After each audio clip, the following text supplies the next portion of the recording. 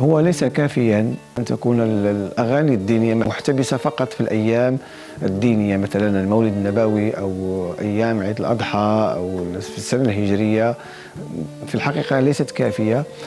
مطلوب أن تكون مساحة أكثر للغناء الديني، يجب أن يكون تواجده من غير الأيام الدينية لأنها لا تتعارض في شيء في الغناء.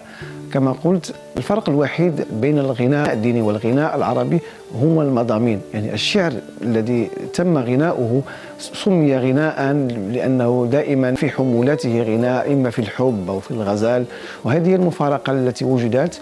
في المغرب عندنا موجود دائما تكون هذه الطقوس تمارس بشهور، في بعض الأحيان في مناسبة المولد النبوي قبل المولد بشهر وبعده بشهر أو أكثر تكون الليالي في البيوت المغربية وفي الزوايا. والمغرب دائما يحافظ وهو حريص جدا على أن تكون هذه مجالس الذكر موجودة في بيوتنا المغربية، وكذلك كما قلت في المساجد والزوايا، محافظين تمام الحفظ على هذا النوع من الليالي. كذلك في السنة الاحتفاء بالسنة الهجرية وعيد الفطر وعيد الأضحى عرفت الأسر المغربية بجمع الأسر وجمع الجيران، جيران الحي، والكل يرتل والكل يغني بما أتاه الله من حفظ وبما أتاه الله من نغائم التي تعلمها بالطريقة السلسة وبالطريقة التي جاءت عفوية.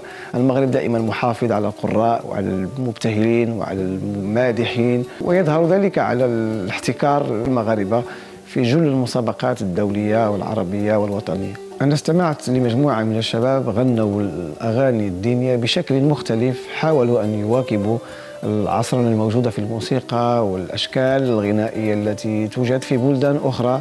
شخصيا لا أحب الغناء الديني الموجود بالحركات بين قوسين البوب أو الراب أو شيء من هذا القبيل. أنا أحس بأن الكلام الديني أو الأشعار الدينية يجب أن يتهذب مع الإنسان، لأن في طياتها هناك تضرع لله سبحانه وتعالى ومدح للنبي، فوجب ذلك الآداب مع اختيار الإيقاعات التي تنسجم مع الكلمات وتنسجم مع المقامات التي تغنى بها.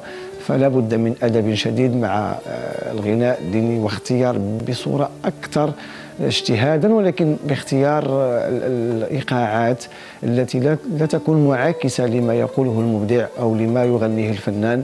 لست ضد العصرنة الموجودة، ولكن ضد بعض الإيقاعات وبعض الألحان التي تخرج القيمة الشعرية والقيمة المدائحية الموجودة، تخرجها من قيمتها، فبالتالي تكون نوعا ما مستقلة عن ما يقال أو ما ينشد في المجال.